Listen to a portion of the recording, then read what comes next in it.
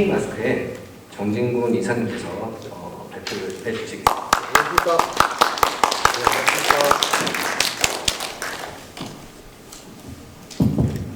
예, 안녕하십니까. K마스크 정진군입니다. 제가 자료를 앞서 계신 대표님만큼 상세하게 준비는 못했지만 제 실전적인 경험을 토대로 해서 말씀을 드리겠습니다.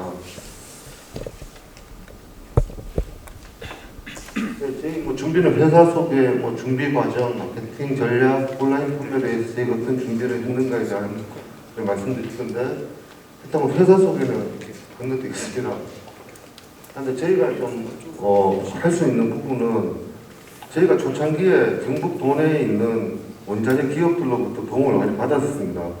그래서 저희가 판매량이 넓기 시작하면서도 될 수 있으면 저가를 찾지 않고 경북 도내 기업의 제품을 사용을 하고 있습니다. 그리고 또 뒷부분에 말씀드리겠지만 최근 석유화학 제품의 원자재가가 상승해서 전부 다 이제 원자재가 상승했지만 저희는 현재 여력이 좀 생겼기 때문에 오히려 도움 주셨던 기업들한테 선지급도 해드리고 있습니다. 네, 그래서 아직까지 저희는 가격 경쟁력을 확보하는 요소 중에 하나가 결국은 상승이라고 생각합니다. 저희 대표님께서 생각을 하십니다. 힘들 때 도움 받았으면 원자재를 살 비용은 미리 한 가지씩 미리 선지급 해주자 이런 것들로 해서 최근에 저희는 마스크 값을 올리지 않고도 버틸 수 있었습니다. 현재는 저희 브랜드가 한 40개 종류를 런칭을 했는데 대다수가 전부 각 마켓플레이스에서 SPA 브랜드로 자리를 잡았다고 자부를 하고 있습니다. 네, 저희가 초반부터 어떻게 준비해서 현재까지 왔는지에 대해서 간략하게 말씀을 드릴 건데, 여기에 미메포나 K공 쇼핑이나 이런 거 있는 것들은 저 시기쯤에서 저 업체에 입점을 한 거기 때문에 저렇게 표시를 했습니다. 저희는 2020년 8월에 회사를 설립하고 KF94 인증을 이제 들어갔었는데, 솔직히 말씀드리면 저희 대표님이나 저나 관계는 친한 형 동생들입니다. 저희 임원들은. 그때 코로나 사태가 터지고 이 마스크가 잘 될 거라 생각해서 시작했지만, 저희가 실제 공장을 오픈하고 허가를 획득했을 당시에는 수출 원화도 없었고 마스크 원자재들은 폭등했다고 폭락하고 굉장히 힘든 상황이어서 결국 일반적인 유통을 찾기보다는 차라리 우리가 직판 체제를 갖추자라는 판단하에서 이제 시장 조사를 시작했습니다. 시장 가격하고 과연 고객들이 일반 국민들이 어떤 마스크에 대해서 선호하는가, 이 부분은 딱 두 개가 되었습니다. 귀 아프다, 숨쉬기 힘들다, 냄새난다. 그래서 저는 귀 덜 아프고 냄새 덜 나고 숨쉬기 편한 마스크만 만들어서 유통 과정을 생략하고 직접적으로 SPA 방식을 택했습니다. 그리고 또 하나가 의문이 있었던 것들이, 이 당시에는 마스크가 고가였기 때문에 마스크가 다 1m 단위의 포장이었습니다. 포장지 한 장 가격이 30원을 넘어섰기 때문에 저희는 굳이 1m 포장이 필요하겠는가라고 판단을 하고 차라리 한 주에 마스크 한 봉지씩을 쓰자라고 계산을 하고 5매입으로 출시를 했습니다. 그 당시에 대다수는 다 반대를 했습니다. 근데 5매입을 하면서 이제 가격이 낮아진 것들은 5매입 봉투가 한 45원 합니다. 1매입이 30원 하고, 그 다음에 포장 속도라든지 포장의 인력비라든지 이런 것들이 굉장히 절감됐습니다. 그 다음이 대다수가 거의 100%가 박스로 포장해서 박스로 배송하던 시기였었는데, 과연 이게 효율성이 있을 것인가에 대해서 일단 지인들한테 계속 마스크를 배송을 해봤었습니다. 출시하기 전에. 저희는 폴리백 포장을 합니다. 했을 때 과연 마스크가 형태가 찌그러질 것인가, 사용하는데 불편함이 있을 것인가, 이런 거를 판단해 봤을 때 저희 대다수의 지인들을 한 300명 정도한테 보내봤었는데 이 정도면 괜찮다라는 판단을 받았습니다. 그래서 거기서 저희가 마스크 100장 단위 판매를 할 때 원가를 절감시킨 것들이 거의 한 3,000원 정도 절감을 시켰습니다. 그래서 저희가 이제 준비를 하고 가격을 할 때 유메프를 찾아갔는데, 저희가 아마 제가 그 당시에는 서울에 거의 상주하다시피 했습니다. 계속 찾아가고 MD 만나보려고 노력하고 시도하고, 그래서 이제 MD를 접촉한 다음에 이제 판매했는데, 저희는 운이 좋았는지 첫 달 4월 20일쯤 런칭을 했었는데 바로 저희가 한 달 정도 판매를 할 수 있을 양이라고 판단하고 100만 정도 준비했었는데 3일 만에 판매가 완판되었습니다. 그래서 이제 이게 우리가 또 세밀하게 준비를 하고 과정을 거치면 온라인 SPA 브랜드로 자리 잡혔다는 판단을 하고 이때부터 저희가 마스크에 추가 인증들을 들어가고 기계 설계도 확충하고 해서 있었는데 그 다음 5월 달에 저희가 K 홈쇼핑에 이제 입점을 했었습니다.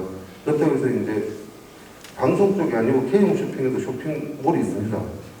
그 쇼핑몰에 입점을 했었는데 저희가 여기 입점했던 사유들은 뒤쪽에 상세하게 말씀드리겠지만 첫 번째 이유가 UMF는 너무 최저가를 요구했습니다.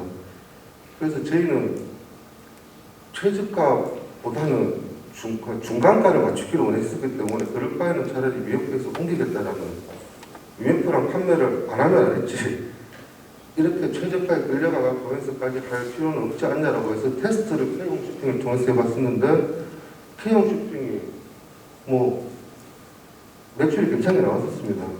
그 다음 6월달 돼서 이제 이때 이제 저희가 도움을 받았던 것들이 진흥원에 제가 아마 여기는 안 계신데 전화를 하루에 뭐 수십 통도 하고 했었습니다. 궁금한 거 있으면 여쭤보고 또 어떻게 하면 좋겠느냐 이런 거에 대한 과정들을 또 뒤쪽에 설명을 드리겠습니다. 6월에 저희가 SK텔레콤 로고를 그려놨었는데 계속해서 가격에 대해서 충돌이 생길 바에야 차라리 폐쇄몰에 입점을 하자라는 전략을 짰습니다.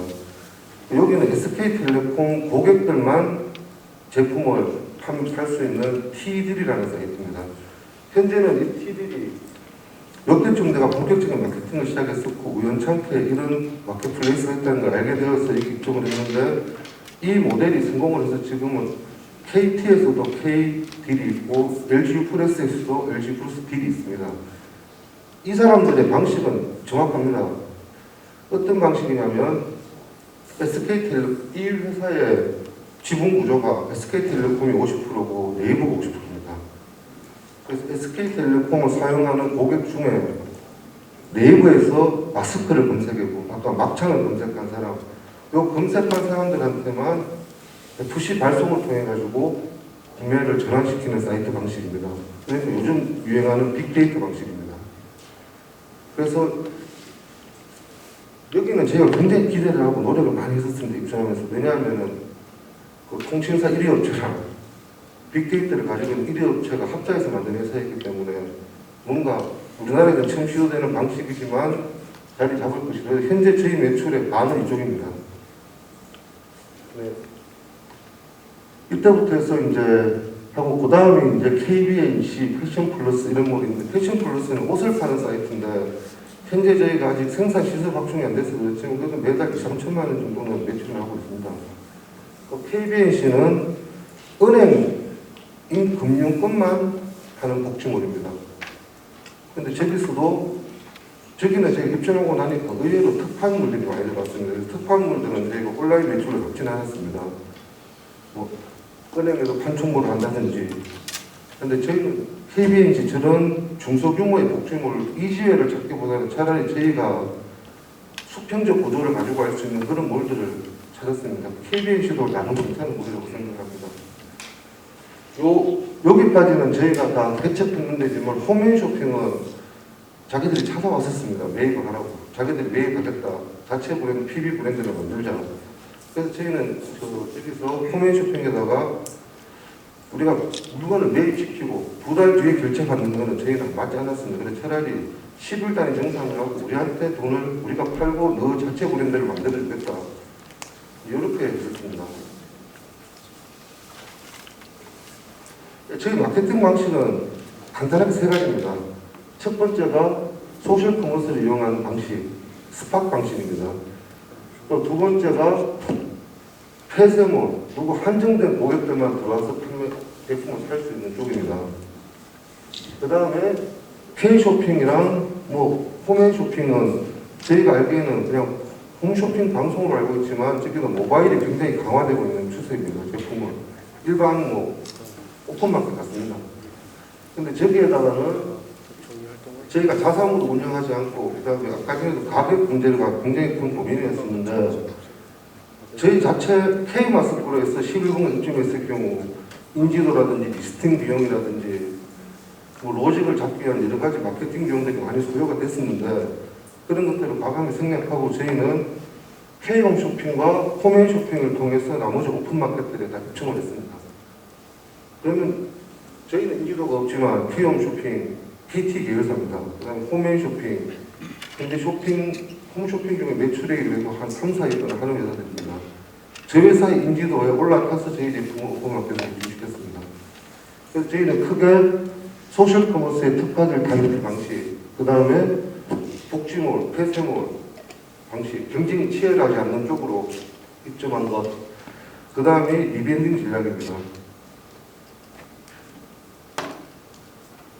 그거를 도식화를 시켰는데, 아까 과장님께서 질문하셨던 게 과연 경제진흥원에서 쿠폰 지원했을 때 얼마만큼 효과가 있었느냐. 저희가 어떻게 보면 가장 효과를 많이 특혜를 받은 기업 중에 하나라고 생각을 합니다.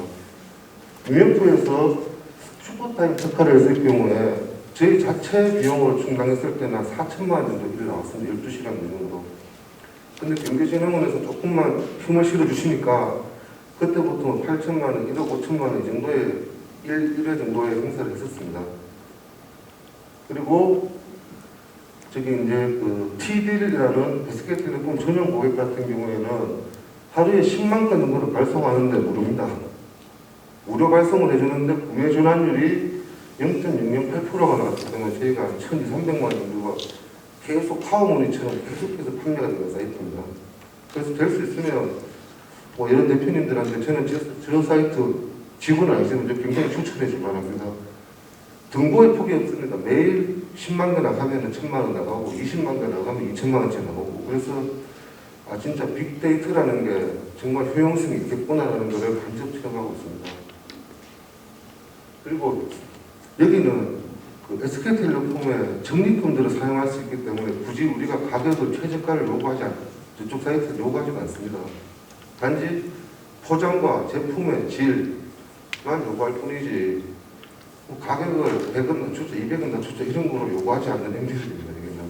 그 이유가 이제 뒤에 알고 보니까 대부분은 적립금, 우리 통신 적립금 쓸 데가 없지 않습니까? 여기서는 그걸로 마스크를 살 수 있습니다. 그리고 요게 이제 저희 두 번째 방식이 리밴딩 모델입니다. K쇼핑을 통해서 저희가 13개 정도의 K쇼핑과 홈앤쇼핑을 통해서 13개 정도 입점을 했습니다.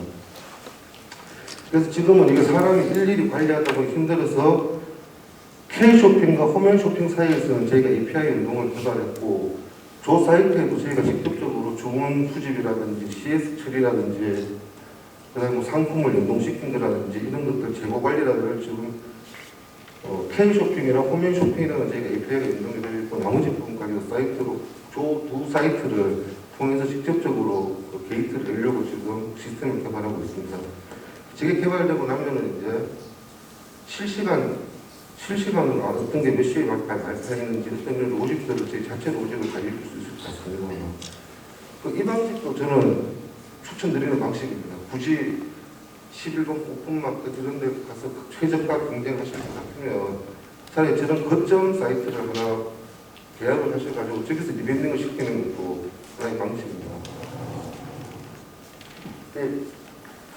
저희가 할 수 있는 크게 4가지였는데 제품 생산 잘하자, 그 다음에 어떻게든 간에 전화 잘 받자, 뭐 빠르게 배송시키자, 그 다음이 저희는 디자인에 생각보다 굉장히 신경을 썼습니다. 디자인비로 지출된 비용들이 그래도 초창기에는 월 한 1,500만 이상씩 디자인비가 지출됐습니다. 실제 디자인 업체도 한 업체를 선정하지 않고 한 3업체에다가 보내서 비용 지불해주고 그중에 마음에 드는 걸 선택을 했습니다.